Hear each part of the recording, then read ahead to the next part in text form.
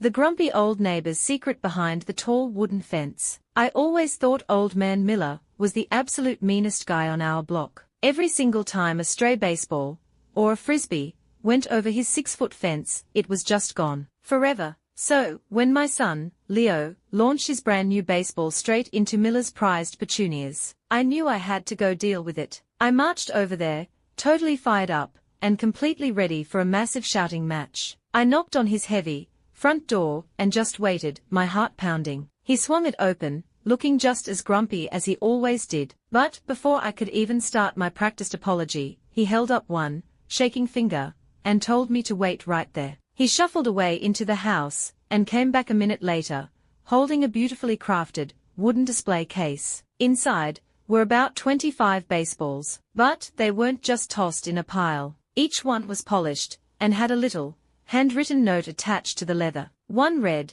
"Leo's amazing home run." Another said, "The Johnson kid's wicked curveball." He looked up at me, and his eyes suddenly softened. "My wife and I couldn't have kids," he said, his voice barely a whisper. "Keeping these, writing down the memories, it makes me feel like I actually belong to this neighborhood." I went over there, entirely prepared to yell at a grumpy monster. But instead, I found a lonely guy who was just trying to hold on to a little bit of joy. We really do judge a book by its cover, don't we?